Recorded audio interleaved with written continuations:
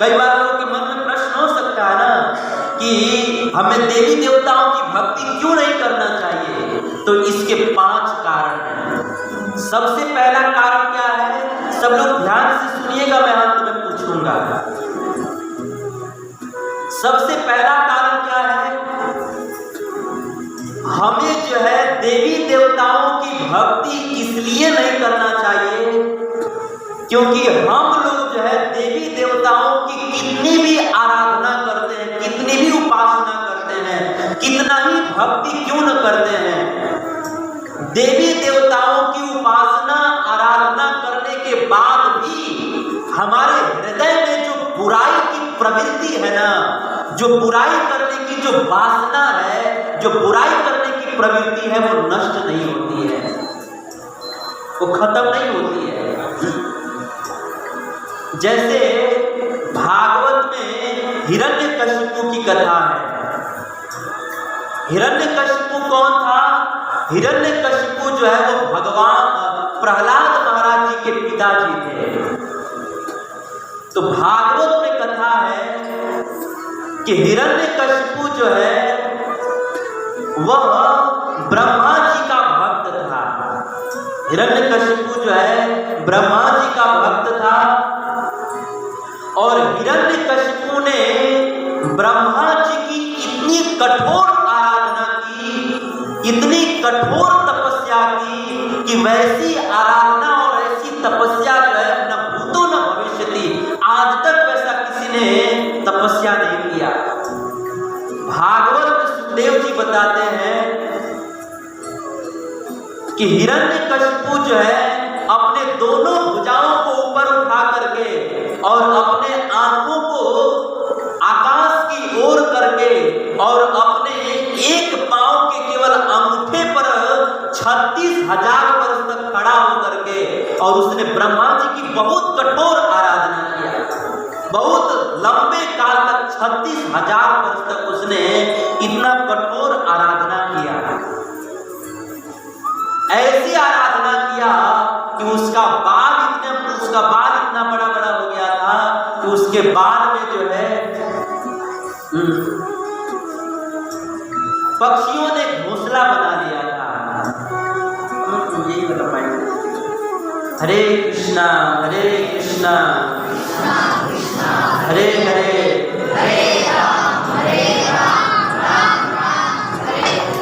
हरे कृष्णा कृष्णा कृष्णा हरे हरे, हरे राम राम राम हरे हरे।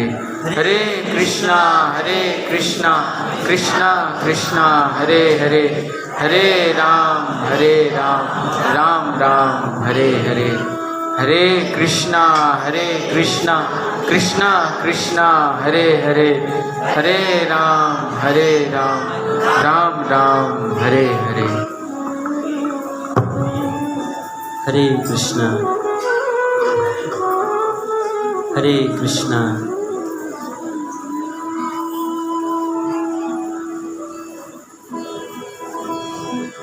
हरे कृष्णा हरे कृष्णा हरे कृष्णा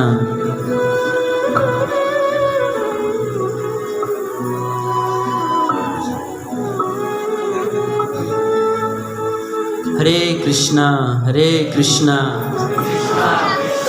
हरे हरे, हरे राम राम राम हरे हरे। हरे कृष्णा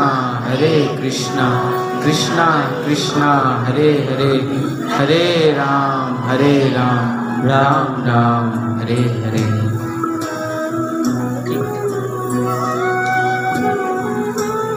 हरे कृष्णा। सुनाई दे रहा है सबको?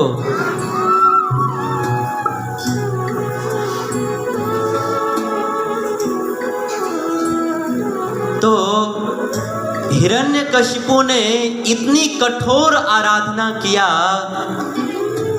कि उसके पूरे शरीर का मांस गल गया। केवल उसके शरीर में हड्डियां दिख रही थी, मांस तो दिख ही नहीं रहा था। और उसके पूरे बालों में पक्षियों ने घोंसला बना लिया था। मतलब पूरा बहुत कठोर तपस्या किया, बहुत कठोर तपस्या किया। लेकिन इतना इतना कठोर तपस्या करने के बाद भी उसके हृदय में दूसरों को कष्ट देने की, दूसरों को दुख देने की जो प्रवृत्ति है वो नष्ट नहीं हुई। अरे दूसरों को कष्ट देने की बात छोड़िए, अपने ही बेटे प्रहलाद को मारने के लिए हिरण्यकशिपु ने कितना क्रूर, कितना निष्ठुर उसने उपाय किया। अपने 6 साल के बेटे प्रहलाद को मारने के लिए उसने जो है अपने प्रहलाद को, अपने छोटे से बेटे को मारने के लिए ऊंचे पर्वतों से उठा करके नीचे फेंकवा दिया। सोचिए उसका हृदय कितना क्रूर होगा कि एक 6 साल के बालक को ऊंचे पर्वत पर चढ़ा करके उसको नीचे फेंक दिया। उसका हृदय कितना पत्थर बन चुका होगा।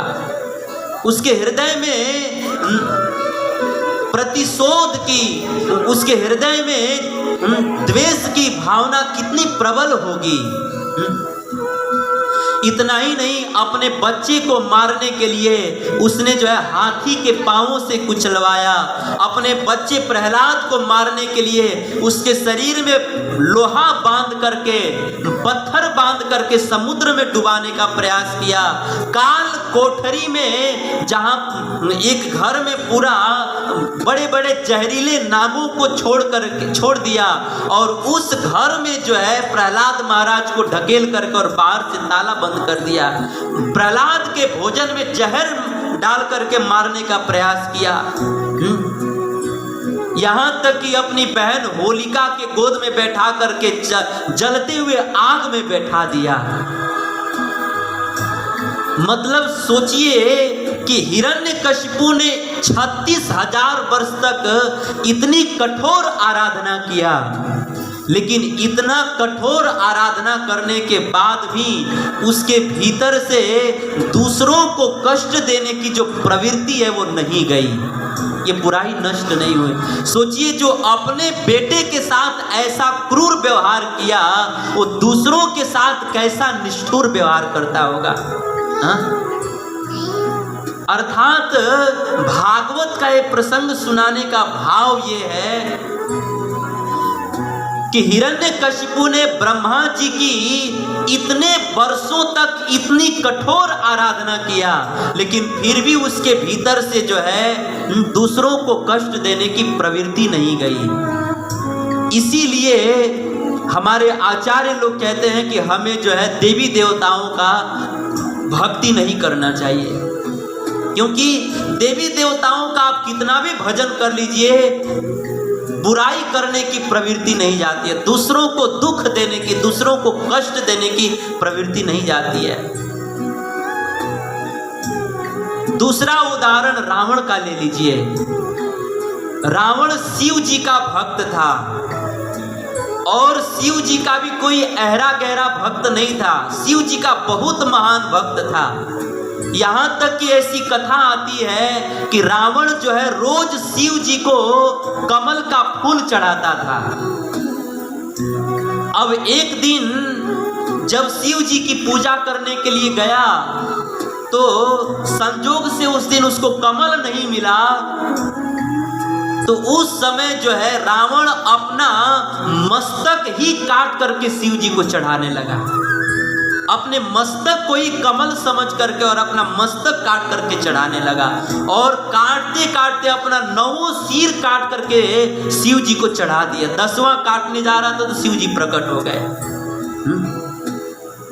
मतलब इतने से आप विचार कर सकते हैं कि रावण शिव जी का कितना महान भक्त था, लेकिन इतना बड़ा भक्त होने के बाद भी, शिव जी की इतनी आराधना करने के बाद भी उसके भीतर से जो है बुराई का, उसके भीतर से बुराई नष्ट नहीं हुई, उसके भीतर से वासना नष्ट नहीं हुई। इसीलिए तो रावण जगत जननी भगवान राम की पत्नी जगत जननी माता सीता जी को भी देख करके उसके मन में वासना जग गई। हाँ? और वो जो है माता सीता जी को हर करके लेकर के चला गया। हाँ? मतलब रावण जो है शिव जी का भक्त था और बहुत बड़ा भक्त था, बहुत भक्ति किया, लेकिन इतना भक्ति करने के बाद भी जो है उसके भीतर से बुराई की वासना नष्ट नहीं हुई, बुराई की प्रवृत्ति नष्ट नहीं हुई। जगत जननी मां सीता को देख करके उसका मन बदल गया और उसने सीता जी के साथ दुर्व्यवहार किया, सीता जी के ऊपर उसने कुदृष्टि डाली, सीता जी के साथ उसने गलत काम किया। हा? कई बार कुछ लोग जो है ना रावण की तरफ से वकालत करने लगते हैं कि रावण जो है ना बहुत अच्छा आदमी था। हा? देखो सीता जी को हर के ले गया लेकिन छुआ नहीं। हा? लोग रावण की तरफ से वकालत करते हैं। हम ऐसे लोग को यही कहते हैं कि जब रावण का इतना ही पक्ष लेते हैं तो अपने पति देव को एक बार रावण कह करके बुलाइए। चाहे अपने बेटे का नाम रावण रख दीजिए। जब इतना ही रावण से प्रेम है, रावण बहुत अच्छा था, तो अपने बेटे का नाम रावण रख दीजिए। चाहे अपने पति को एक दो बार रावण कह करके बुलाइए। वास्तव में रावण बिल्कुल अच्छा नहीं था। आप बताइए कि कोई व्यक्ति जो है हमारे घर के माँ बेटियों को उठा करके लेकर अपने घर चला जाए और भले उसको छुए नहीं लेकिन हमारे घर से उठा करके अपने घर पे लेके चला जाए, तो क्या हम उसको अच्छा कहेंगे कि अरे देखो तो ले गया है अपने घर पे लेकिन छुआ नहीं है? हम उसको अच्छा कहेंगे, उसकी आरती पूजा करेंगे।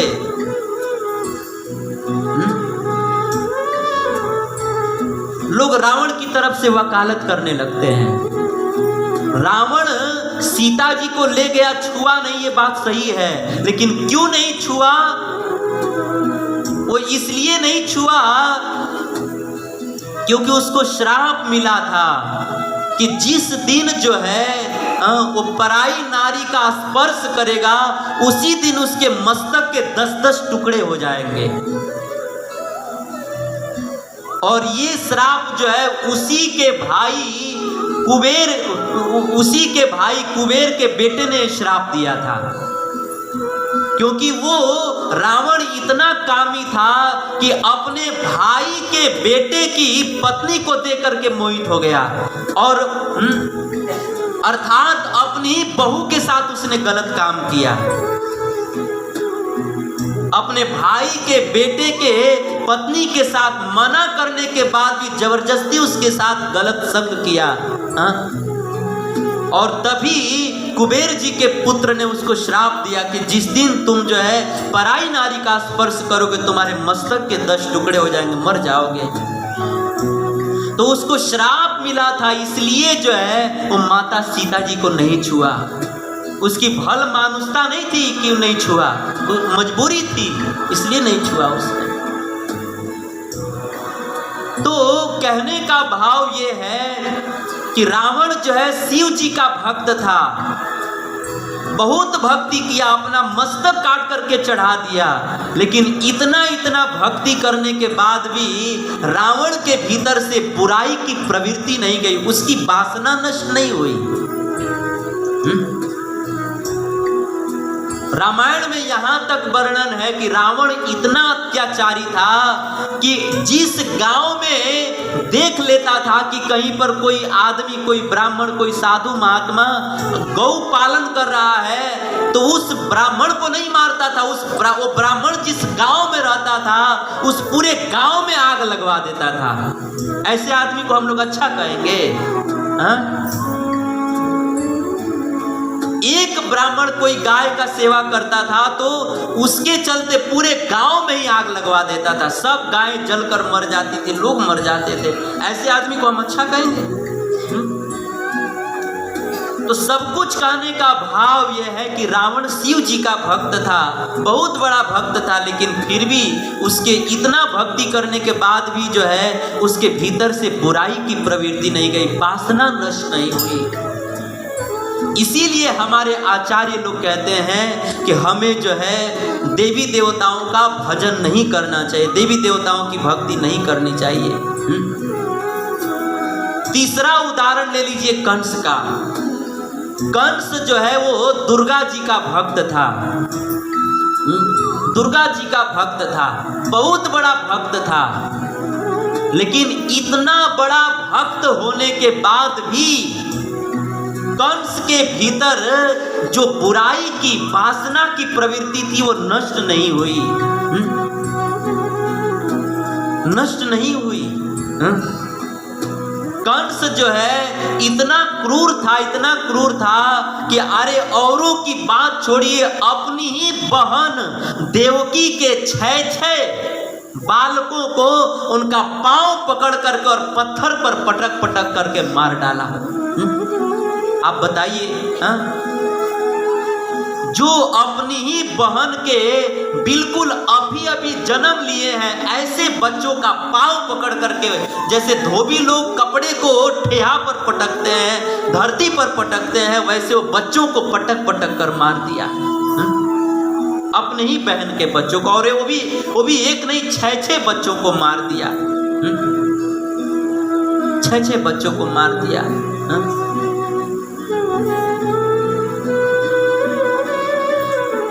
मतलब ये है कि कंस जो है दुर्गा जी का भक्त था, दुर्गा जी का भक्त था। लेकिन इतना इतना भक्ति करने के बाद भी जो है कंस के भीतर से जो दूसरों को कष्ट देने की प्रवृत्ति, दूसरों को दुख देने की जो प्रवृत्ति है वो नष्ट नहीं हुई। और ऐसा आज भी समाज में प्रैक्टिकल देखा जाता है। ये तो सतयुग त्रेता द्वापर की बात है, आज समाज में प्रैक्टिकल देखा जाता है कि कई लोग जो है दुर्गा जी के भक्त होते हैं और जो है 9 दिन जो है सब लोग जो है जय दुर्गा करते हैं, और बाद में जैसे ही नवरात्रि खत्म होता है तो दे मुर्गा दे मुर्गा दे मुर्गा करते हैं लोग, है कि नहीं? जहाँ करके लोग अपने इस चमड़े की जीभ को स्वाद देने के लिए लोग जो है बकरियों को कटवा देते हैं, लोग बकरियों को कटवा देते हैं लोग।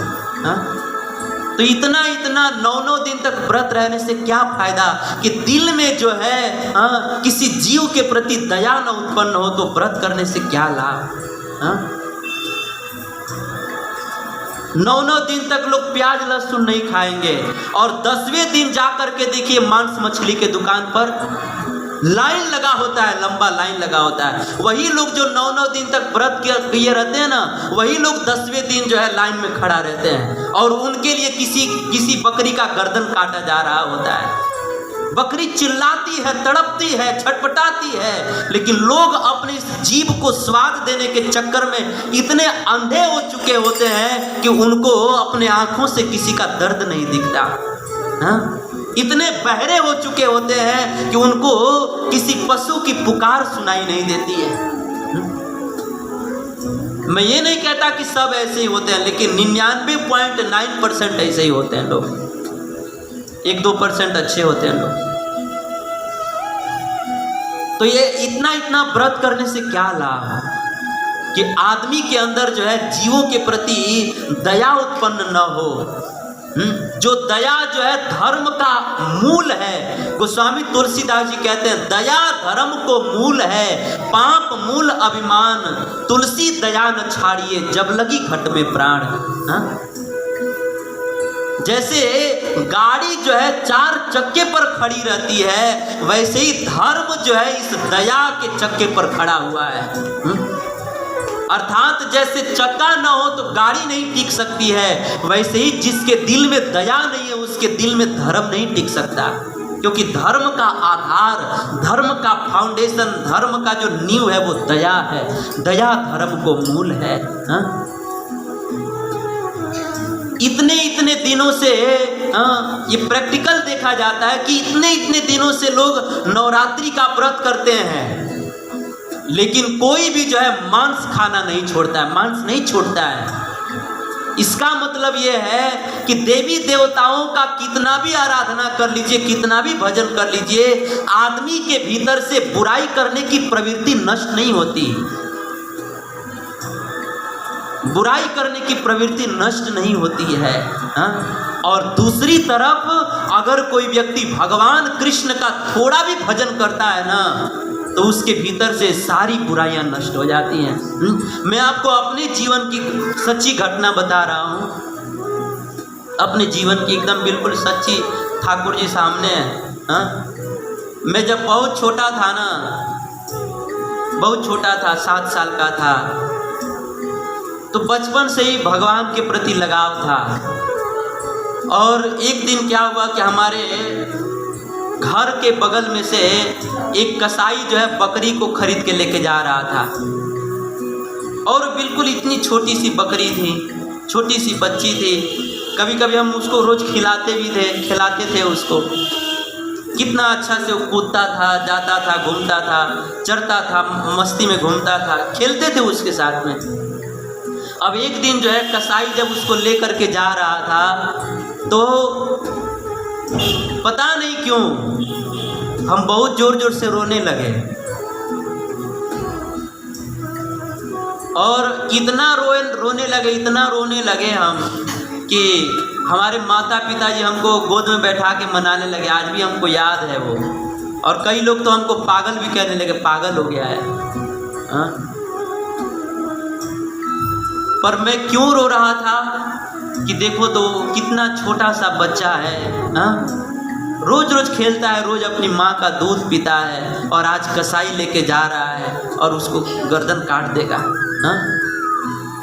और हम जैसे ही लोगों में से कुछ लोग होंगे जो जाएंगे और जा करके कटवाएंगे, उसको पैसे देकर कटवाएंगे। कई बार समाज में कुछ लोग कहते हैं ना कि प्रभु जी हम किसी का बुरा नहीं करते हैं, हम किसी का बुरा नहीं करते, हाँ, लेकिन जो हमारा बुरा करता है ना उसको छोड़ते भी नहीं है। हम किसी का बुरा नहीं करते हैं, लेकिन जो हमारा बुरा करता है उसका तो जरूर बुरा करते हैं। तो ऐसे लोगों से हम इतना ही पूछते हैं कि आप कहते हो कि जो बुरा करता है उसके साथ आप बुरा करते हो, तो आप हमको ये बताइए कि उस बकरे ने आपका क्या बिगाड़ा है कि आप जाते हो कसाई के दुकान पर और पैसे देकर उसका गर्दन कटवा देते हो?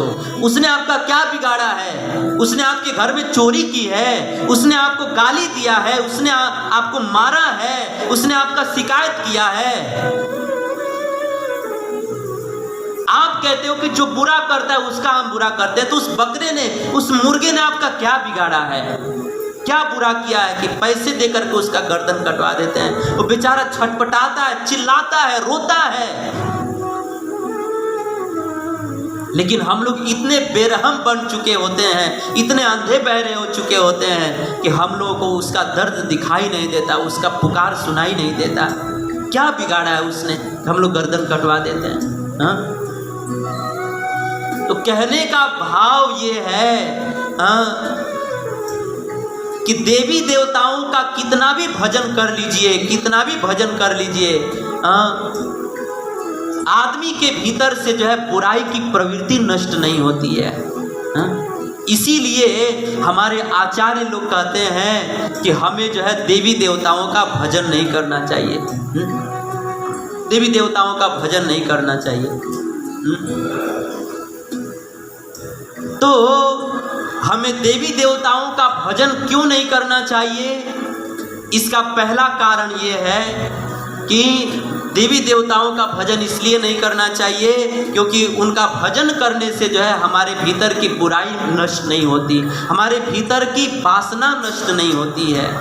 इसीलिए देवी देवताओं की भक्ति नहीं करनी चाहिए। तो ये तो गया पहला कारण। दूसरा कारण क्या है कि दूसरा कारण ये है कि हमें देवी देवताओं की भक्ति इसलिए नहीं करनी चाहिए क्योंकि देवी देवता लोग जो कुछ भी अपने भक्तों को वरदान देते हैं ना, वो वरदान जो है सबसे पहले तो वो टिकाऊ नहीं होता, अस्थाई नहीं होता।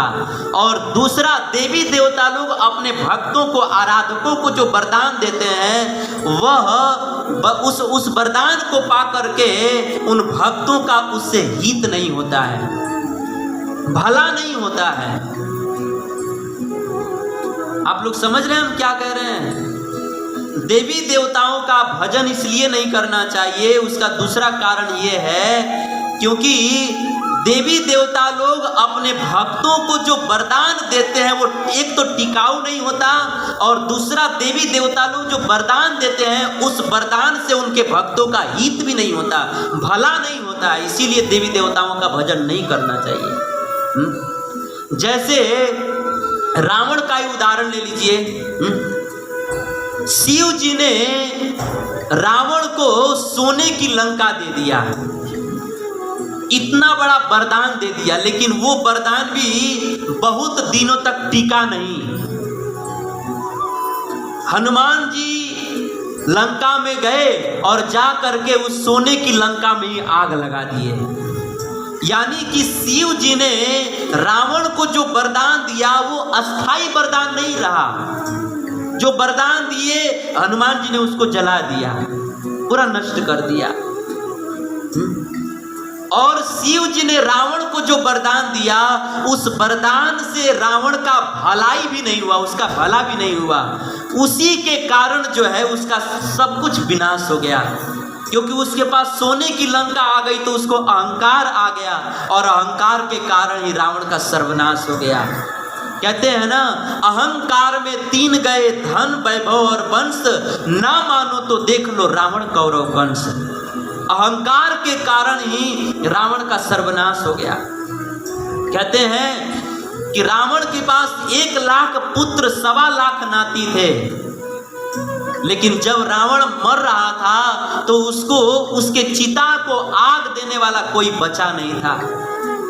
वो तो विभीषण जी राम जी की शरण में थे तो वो बच गए।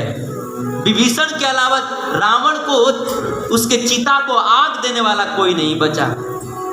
क्यों? क्योंकि उसके भीतर अहंकार आ गया, और अहंकार के कारण उसका सर्वनाश हो गया, सब कुछ नाश हो गया। तो कहने का भाव ये है कि देवी देवताओं का भजन इसलिए नहीं करना चाहिए क्योंकि देवी देवता लोग अपने भक्तों को जो वरदान देते हैं, एक तो टिकाऊ नहीं होता और दूसरा उससे उनके भक्तों का भला भी नहीं होता। इसीलिए देवी देवताओं का भजन नहीं करना चाहिए। दूसरा उदाहरण हिरण्यकशिपु का ले लीजिए।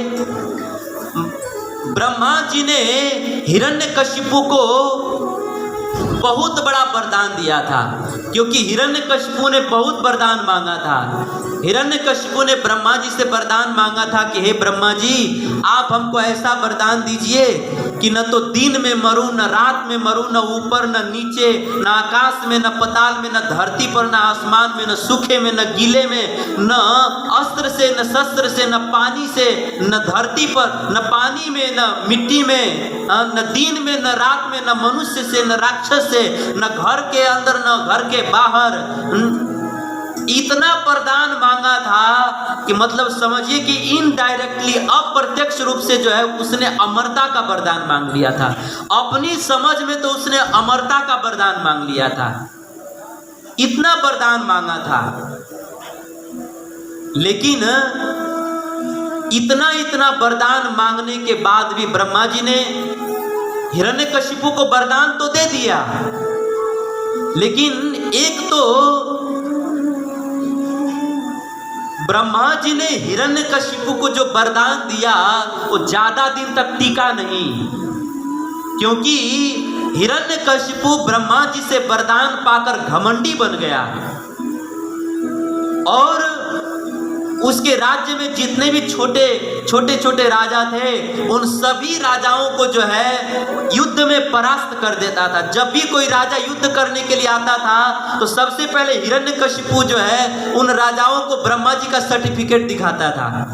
कहता तनी अखिया खोल के पढ़ लेब, ब्रह्मा जी के सर्टिफिकेट पढ़ ले पढ़ लो ब्रह्मा जी के सर्टिफिकेट। हम न दिन में मरे, न राति खा, न घर में, न बाहर, न ऊपर, न नीचे। हाँ, सर्टिफिकेट पढ़ लो पहले। अब राजा लोग पढ़ते थे तो पढ़ते ही हार मान लेते थे, और हिरण्यकशिपु जो है उन राजाओं की पत्नियों को, बेटियों को अपने घर में लेके आ जाता था और उनके साथ दुष्कर्म करता था। हाँ? और ब्रह्मा जी से वरदान पाकर इतना घमंडी हो गया, इतना घमंडी हो गया कि इस अखिल ब्रह्मांड के नायक भगवान से ही दुश्मनी मोल लिया, भगवान से युद्ध करने के लिए चल पड़ा। और भगवान से भी करे तो कोई बात नहीं, भगवान के भक्त प्रहलाद से शत्रुता मोल लिया। हाँ? और उसी के परिणाम स्वरूप जो है उसका सर्वनाश हो गया।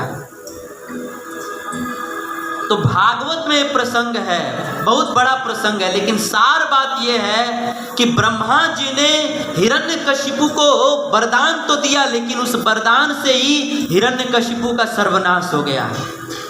यानी कि देवी देवता लोग अपने आराधकों को, अपने भक्तों को जो वरदान देते हैं वो एक तो टिकाऊ नहीं होता और दूसरा उसी वरदान से उनका जो है सर्वनाश हो जाता है, सर्वनाश हो जाता है। इसीलिए आचार्य लोग कहते हैं कि हमें जो है देवी देवताओं की उपासना नहीं करना चाहिए, हमें जो है भगवान की उपासना करनी चाहिए। क्यों? क्योंकि भगवान जो है अपने भक्तों को जो वरदान देते हैं ना वो टिकाऊ होता है और उससे भक्त का कभी अमंगल नहीं होता। आप देखिए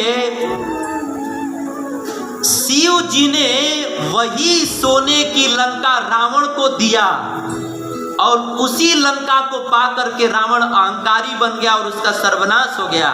और वही लंका जो है रावण के मरने के बाद राम जी ने विभीषण जी को दिया, तो उसी लंका को पा करके विभीषण भगवान का भजन करके साक्षात भगवान राम को प्राप्त कर लिए।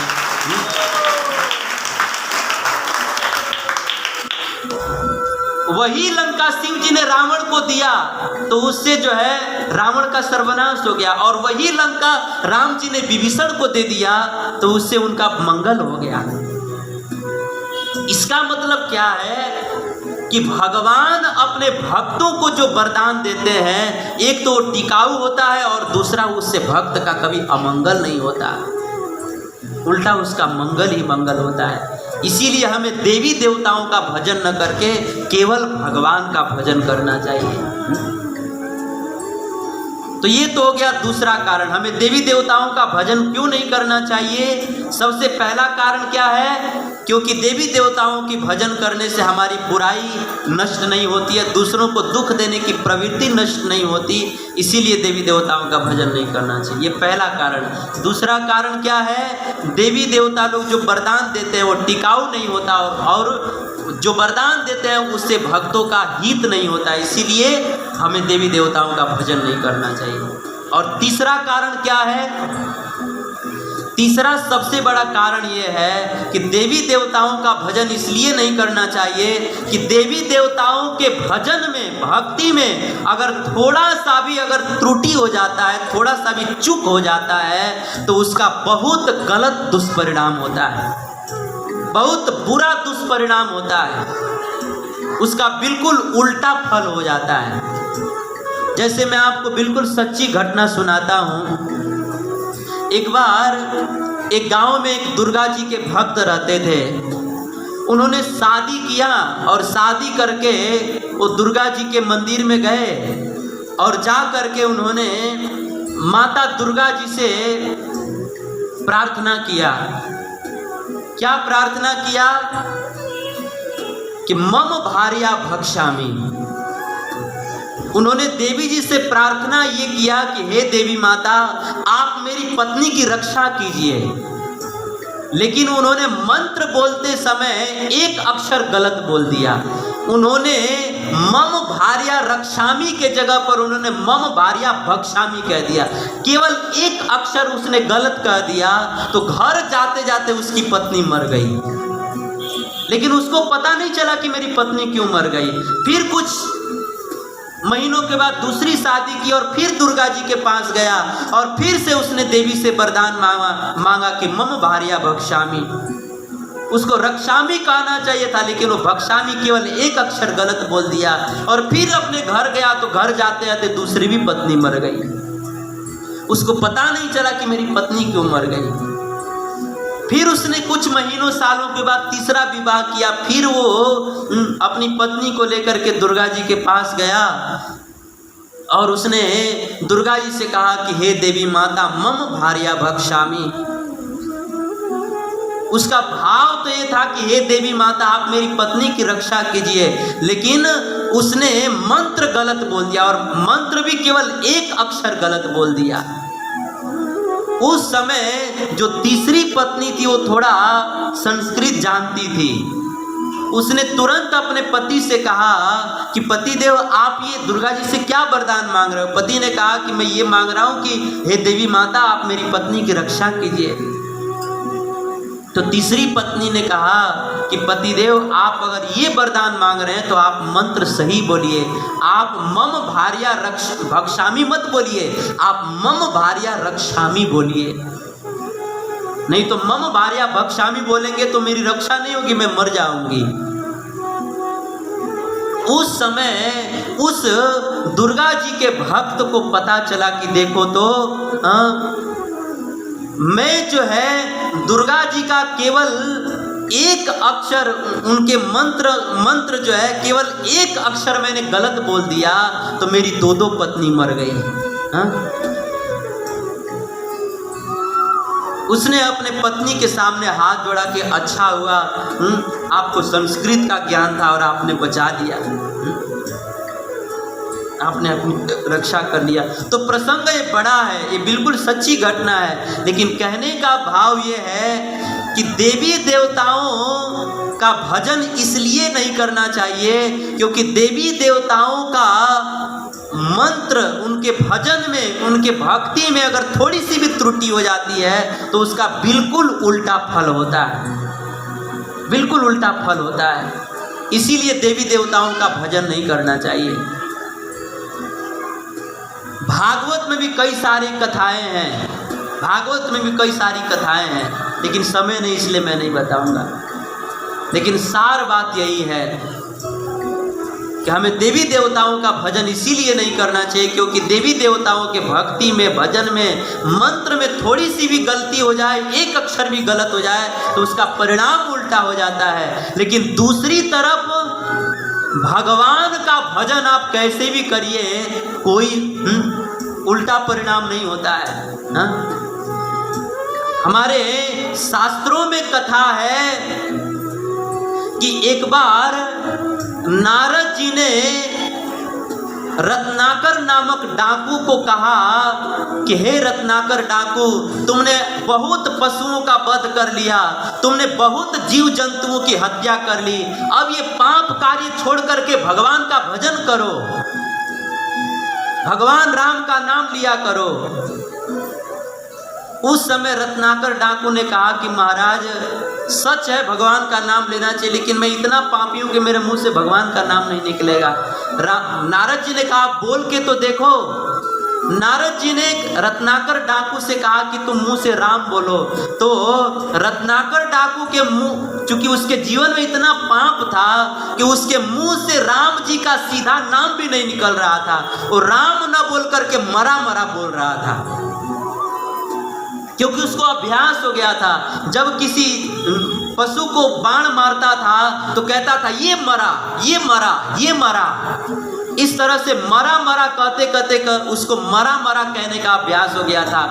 राम जी का सीधा नाम भी उसके मुख से नहीं निकल रहा था। तो अंत में नारद जी ने कहा कि ठीक है, ऐसा करो, अगर आप राम जी का सीधा नाम नहीं ले सकते तो राम जी का उल्टा ही नाम जप करो, आपका कल्याण हो जाएगा। और जो है इतिहास गवाह है कि वह रत्नाकर नामक डाकू राम जी का उल्टा नाम जप करके और वो ब्रह्मा जी के समान पूजनीय बन गया। उल्टा नाम जपी जग जाना, वाल्मीकि भय ब्रह्म समाना। भगवान का उल्टा नाम जप करके वो ब्रह्मा जी के समान पूजनीय हो गए। और उल्टा नाम जप करके वो इतने शुद्ध हो गए, इतने पवित्र हो गए कि राम जी के अवतार लेने से पहले ही उन्होंने पूरी रामायण ग्रंथ की रचना कर दिया। आप देख देखिए देवी देवताओं के भजन में और भगवान के भजन में कितना अंतर है।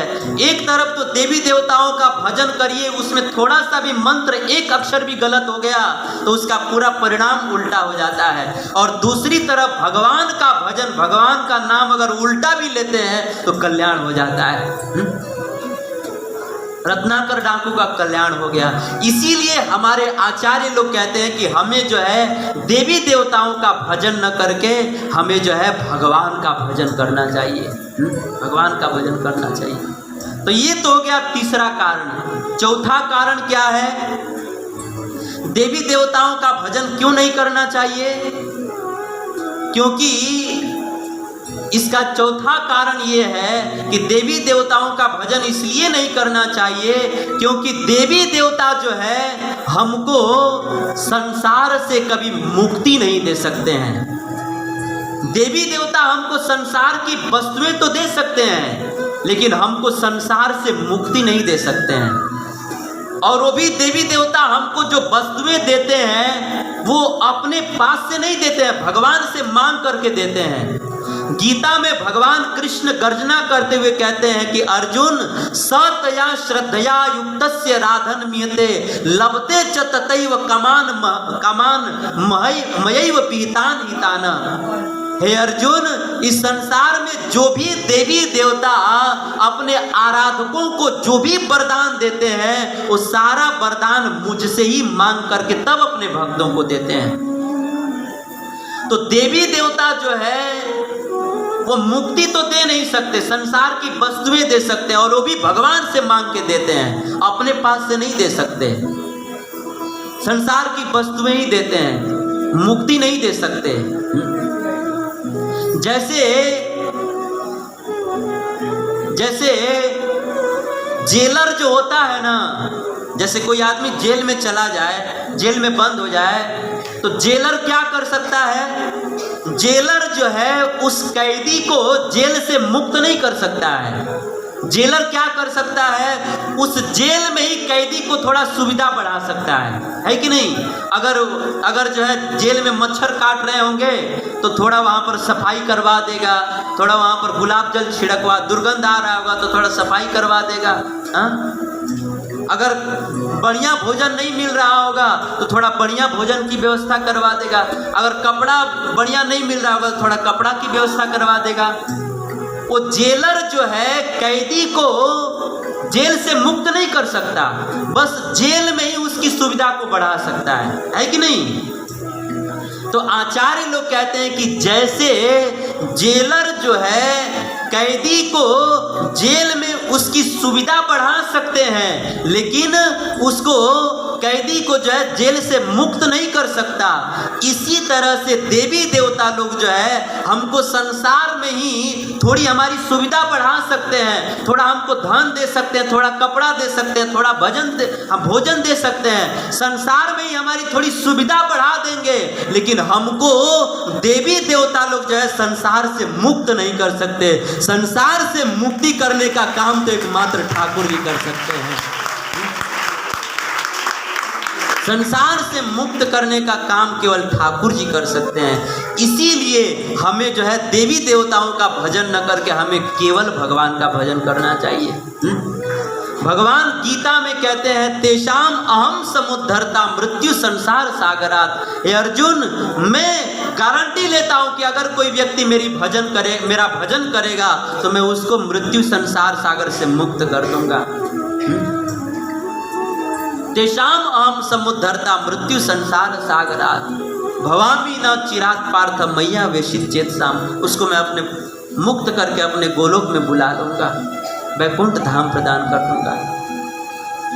तो कहने का भाव ये है कि देवी देवताओं का भजन इसलिए नहीं करना चाहिए, इसका चौथा कारण ये है क्योंकि देवी देवता हमको संसार की वस्तुएं तो दे सकते हैं लेकिन मुक्ति नहीं दे सकते, इसीलिए देवी देवताओं का भजन नहीं करना चाहिए। और पांचवा कारण क्या है? देवी देवताओं की भक्ति इसलिए नहीं करनी चाहिए क्योंकि देवी देवताओं की अगर हम लोग भक्ति करते हैं ना तो हम लोगों को केवल एक ही वस्तु मिलता है, लेकिन अगर हम भगवान की भक्ति कर देते हैं तो हमको सारी वस्तु मिल जाती है। भागवत के दूसरे स्कंद में एक बार परीक्षित महाराज ने सुखदेव गोस्वामी से प्रश्न किया कि हे सुखदेव गोस्वामी जी, आप हमको ये बताइए कि इस दुनिया में किसी आदमी को स्वर्ग की कामना है, स्वर्ग जाने की इच्छा है, तो उसको किसका भजन करना चाहिए? तो सुखदेव जी ने कहा कि जिसे स्वर्ग की कामना है उसे देवताओं का भजन करना चाहिए। परीक्षित जी ने फिर प्रश्न किया, जिसे सुंदर रूप की कामना हो उसे किसका भजन करना चाहिए? तो सुखदेव जी ने कहा, जिसे सुंदर रूप की कामना हो उसे जो है गंधर्वों का भजन करना चाहिए। परीक्षित जी ने पूछा, जिसे विद्या की कामना हो उसे किसका भजन करना चाहिए? सुखदेव जी ने कहा, उसे मां सरस्वती का भजन करना चाहिए। परीक्षित जी ने पूछा कि जिसे सुंदर पत्नी की कामना हो उसे किसका भजन करना चाहिए? तो सुखदेव जी ने बताया कि उसे उर्वशी का भजन करना चाहिए। उर्वशी जो है स्वर्ग की एक अप्सरा है, उसका भजन करना चाहिए। कई लोगों ने लिख लिया है लगता है।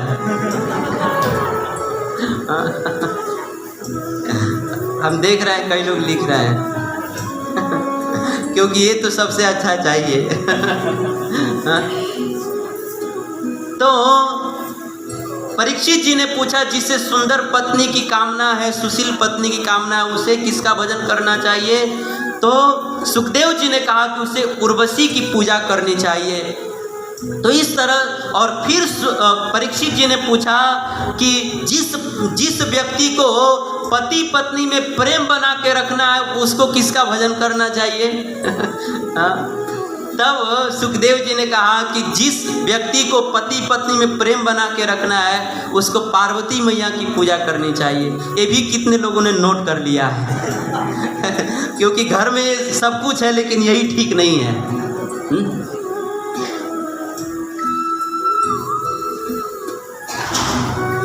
तो इस तरह से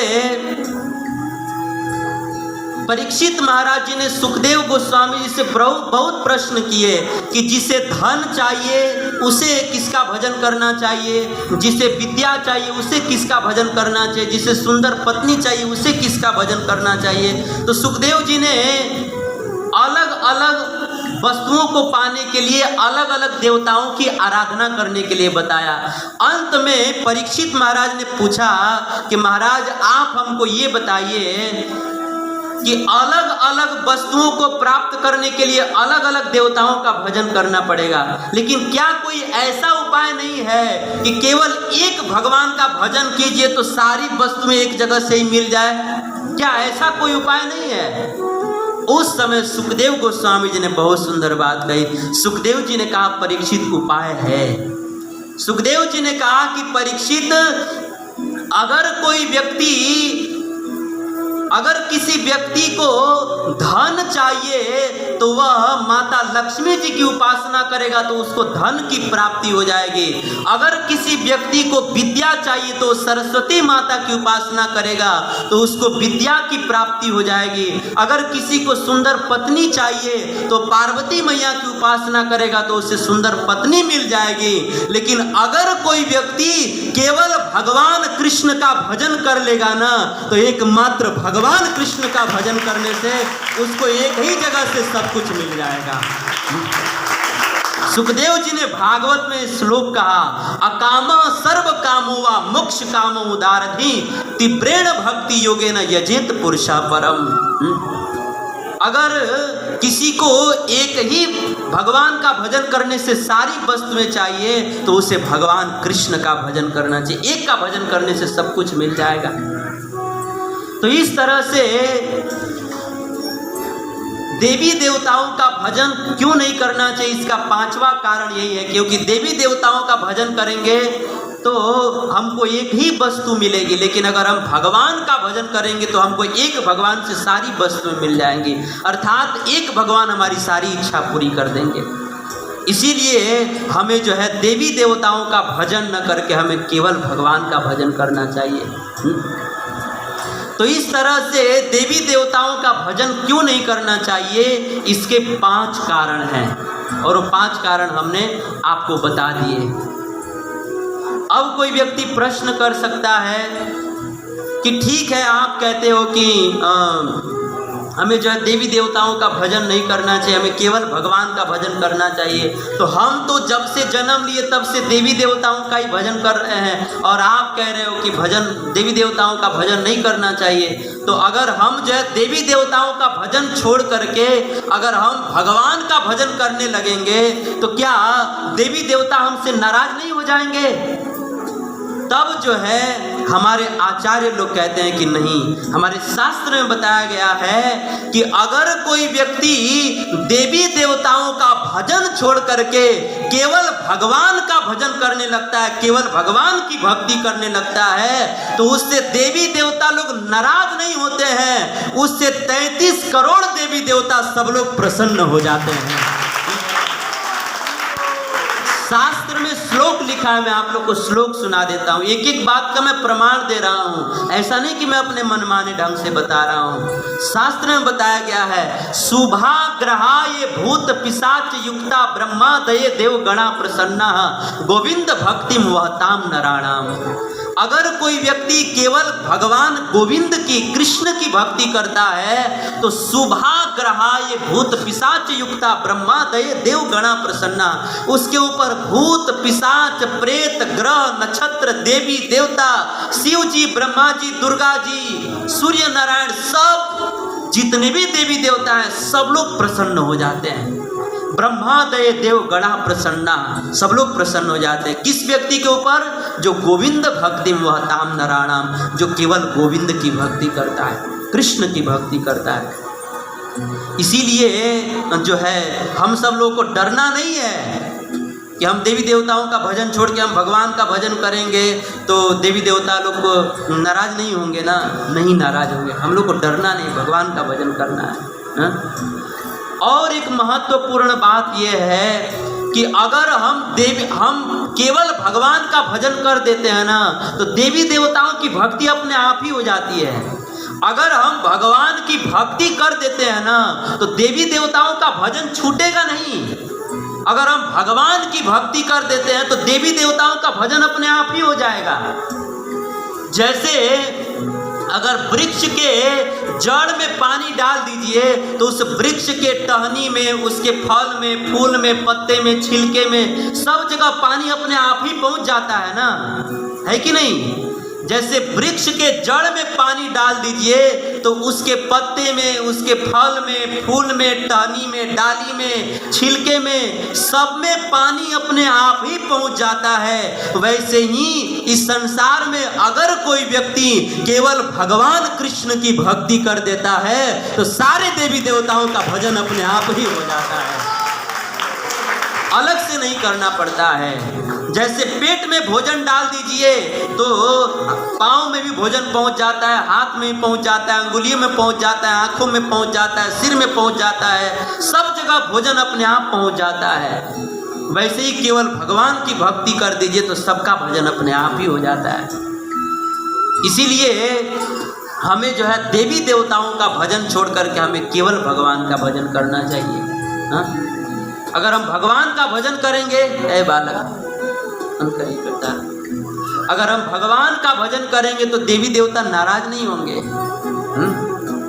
जैसे कई बार कुछ लोग सोचते हैं कि हम बचपन से ही भगवान का, हम देवी देवता का भजन कर रहे हैं, आज हम सत्संग की बात सुनकर देवी देवताओं का भजन छोड़ के हम भगवान का भजन करने लगेंगे तो क्या माता दुर्गा जी नाराज नहीं हो जाएंगी? चाहे शिव जी नाराज नहीं हो जाएंगे? नहीं नाराज होंगे। हरे कृष्णा हाँ, हरे हरे राम राम राम हरे हरे, हरे कृष्णा कृष्णा कृष्णा हरे हरे राम राम राम हरे हरे। सब लोग बैठे रहें, जनरेटर चालू हो रहा है। तो देवी देवता जो है कभी नाराज नहीं होंगे। सब लोग बैठ जाएं बढ़िया से। हरे कृष्णा कृष्णा कृष्णा हरे हरे, हरे राम हरे हरे। कई बार समाज में लोगों के मन में प्रश्न होता है कि हम बचपन से ही देवी देवताओं का भजन कर रहे हैं, शिव जी का, दुर्गा जी का, अलग अलग देवी देवताओं का, और आज सत्संग की बात सुन करके अगर हम देवी देवताओं का भजन छोड़कर अगर भगवान का भजन करने लगेंगे तो क्या देवी देवता नाराज नहीं हो जाएंगे? बिल्कुल नाराज नहीं होंगे। जैसे मैं आपको एक उदाहरण दे रहा हूं, उदाहरण से आप बात आसानी से समझ जाएंगे। जैसे मान लीजिए कि कोई लड़की जो है वह बचपन से ही अपने माता पिता की सेवा करती है कि नहीं? बचपन से ही माता पिता की सेवा करती है, और एक दिन जो है उस लड़की का शादी किसी लड़के से हो जाता है, तो उसी दिन से जो है वह लड़की अपने माता पिता की सेवा छोड़ करके और वो अपने पति की सेवा करने लगती है। माता पिता की सेवा छोड़ देती है और अपने पति की ही सेवा करने लगती है, अपने पति को ही सब कुछ मानने लगती है। तो क्या उस लड़की के माता पिता नाराज हो जाते हैं कि अरे बचपन से तो ये मेरी सेवा करती थी, मुझे पापा मम्मी कहती थी, और आज जो है ये लड़के को ही अपना सब कुछ मानती है?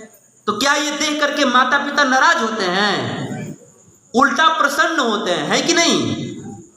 तो जिस प्रकार से एक लड़की जो है अपने माता पिता की सेवा छोड़ करके अपने पति की सेवा करने लग जाए तो माँ बाप कभी नाराज नहीं होते हैं, वैसे ही कोई भक्त जो है देवी देवताओं का भजन छोड़ करके हमारे वास्तविक पति भगवान कृष्ण का भजन करने लगता है ना, तो देवी देवता कभी नाराज नहीं होते हैं। देवी देवता कभी नाराज नहीं होते हैं, उल्टा प्रसन्न होते हैं कि कम से कम एक जीव तो अपने वास्तविक पति भगवान कृष्ण की शरण में चला गया। देवी देवता प्रसन्न हो जाते हैं। इसीलिए हम लोगों को इस संशय में नहीं रहना चाहिए, ये हमारे मन में नहीं होना चाहिए, डर नहीं होना चाहिए कि हम देवी देवताओं का भजन छोड़ के भगवान का भजन करने लगेंगे तो देवी देवता नाराज हो जाएंगे। ये नहीं है, ऐसा नहीं होता है, ऐसा बिल्कुल नहीं है। तो मेरा सब कुछ कहने का भाव ये है कि हमें देवी देवताओं का भजन क्यों नहीं करना चाहिए, इसके 5 कारण है और 5 कारण हमने बता दिए। और हमको लगता है कि देवी देवताओं का भजन क्यों नहीं करना चाहिए और क्यों भगवान का ही भजन करना चाहिए, इससे रिलेटेड जितने भी कारण हैं और जितने भी प्रश्न हैं उन सारे प्रश्नों के उत्तर आप लोगों को मिल गए होंगे। तो आप सब लोग जो है आज से ही संकल्प लीजिए कि अब जो है देवी देवताओं का भजन छोड़ करके केवल भगवान का भजन करना प्रारंभ कर दीजिए, भगवान की भक्ति करना प्रारंभ कर दीजिए। क्योंकि भगवान की भक्ति करने से सारे देवी देवताओं की भक्ति अपने आप ही हो जाती है। और साथ ही साथ जो है आज से कार्तिक महीना शुरू हो रहा है, तो कार्तिक महीना की भी बड़ी महिमा है। कार्तिक की महिमा जो हम लोग अगले रविवार को सुनेंगे, लेकिन आपको संक्षिप्त में बता देते हैं 1 मिनट में कि इस कार्तिक महीने में भगवान की बहुत सारी लीलाएं हुई हैं। इसी कार्तिक महीना में भगवान ने गिरिराज पर्वत को धारण किया था। इसी कार्तिक महीने में भगवान ने गायों को चराना प्रारंभ किया था। इसी कार्तिक महीने में भगवान जो है भगवान श्री रामचंद्र जी अयोध्या वापस लौट करके आए थे। इसी कार्तिक महीने में दीपावली मनाया जाता है। इसी कार्तिक में छठ का महापर्व आता है। इसी कार्तिक महीने में भगवान कृष्ण को माता यशोदा ने उखल से बांध दिया था। इसी कार्तिक महीने में भगवान ने नल कुंवर कुबेर जी के 2 पुत्र नल कुंवर और मणिग्रीव का उद्धार किया था, इसी कार्तिक महीने में। तो इस कार्तिक महीने में भगवान ने अनंत लीलाएं की हैं, इसीलिए इस कार्तिक महीने की बड़ी महिमा है। और इस कार्तिक महीने में सुबह उठकर भगवान का भजन करना, भक्ति करना, भगवान का नाम जप करना, भगवान को प्रणाम करना, भगवान की सेवा करना, भगवान कृष्ण की पूजा करना, भगवान की कथा सुनना, भगवान के भक्तों के संग में बैठकर कथा सुनना, इसकी अनंत करोड़ों करोड़ों गुना महिमा है।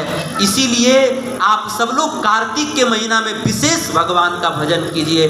और कार्तिक के महीना में हम लोग के इस्कान में प्रतिदिन जो है सुबह और शाम जो है भगवान का ये जो स्वरूप देख रहे हैं आप लोग, राधा दामोदर जी, माता यशोदा कृष्ण को उखल से बांधी हुई है। तो कार्तिक महीना में हमारे पूरे वर्ल्ड में जितना भी इस्कान मंदिर है उन सारे इस्कान मंदिरों में भगवान राधा दामोदर जी को घी का दीपक दान किया जाता है। इसकी बड़ी महिमा है। तो आप सब लोग प्रतिदिन सुबह शाम भगवान के इस स्वरूप का जो आरती कीजिए और उनको रोज़ घी का दीपदान कीजिए। अगर घी नहीं है तो तिल के तेल का अपना दीपदान कीजिए, लेकिन ज़रूर दीपदान कीजिए अपने घर पर। और भगवान को दीपदान करते समय एक अष्टकम पढ़ते हैं, उसका नाम है दामोदर अष्टकम। तो आप सब लोग उसको अपना घर पे छपवा सकते हैं। वैसे यहाँ पर उपलब्ध है, लेकिन वो केवल यहाँ पर भक्त जो लोग आते हैं उनको पढ़ने के लिए है। तो आप लोग दामोदर अष्टकम इंटरनेट से छपवा सकते हैं, मिल जाएगा आप लोगों को। तो कार्तिक महीने में भगवान का नाम जप कीजिए, भगवान को दीपदान कीजिए, भगवान की कथा सुनिए और रोज़ सुबह में उठकर भगवान की सेवा पूजा करते रहिए। और रोज़ तुलसी माता जी को जल दीजिए, उनको प्रणाम कीजिए, प्रदक्षिणा कीजिए। इस तरह से ये कार्तिक महीना में आप सब लोग खूब अच्छे से भगवान का भजन कीजिए और अपने जीवन को सफल कीजिए। और अभी समय हो गया है, मैं अपने वाणी को यहीं पर विराम करता हूँ।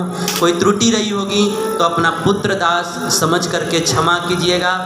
कई लोगों के दिल में देवी देवताओं के प्रति बड़ी आस्था है, मैं सबके आस्था का सम्मान करता हूँ, लेकिन भगवान के भक्त होने के नाते आप सब लोगों ने हमको ऊंचे आसन पर बैठाया है। तो आप लोगों को शास्त्र में जो सत्य बातें बताई गई हैं उसको बताना भी मेरा परम कर्तव्य है। इसीलिए अपना कर्तव्य समझ करके हमने आप सब लोगों को बताया। करना न करना आप लोगों के हाथ में है। अगर हम भगवान का भजन करेंगे तो क्या फ़ायदा होगा, सब हमने बता ही दिया है। अब करना न करना आप लोगों के हाथ में है। लेकिन हमारा तो यही निवेदन है कि आप सब लोग देवी देवताओं का भजन छोड़कर केवल भगवान का भजन कीजिए। यही हमारे सारे आचार्यों ने बताया है, सारे आचार्यों ने, चैतन्य महाप्रभु, रामानुजाचार्य, सब आचार्यों ने यही बताया है। और वही बात मैंने आप सब लोगों को बताया। इसलिए किसी को बुरा लगा हो तो इसके लिए हम क्षमा प्रार्थी हैं। हरे कृष्णा।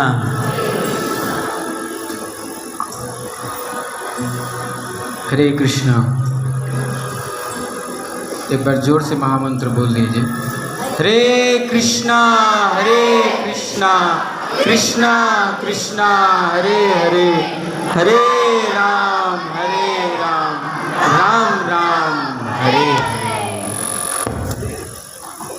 देखिए, हमने तो सुना है व्यासपीठ से जो भी वक्ता, जो भी कथावाचक व्यासपीठ पे बैठ के बोलते हैं ना, वो शास्त्र के विरुद्ध बात नहीं करते हैं। और जो भी प्रभु जी ने कहा है वो अपने पास से जोड़ के, या ऐसा नहीं है कि हम हरे कृष्णा वाले हैं तो हम बस यही कहेंगे, ऐसा नहीं है। प्रभु जी ने प्रमाण के साथ सब कुछ बताया है। अभी कल ही शाम को भगवत गीता लिए थे।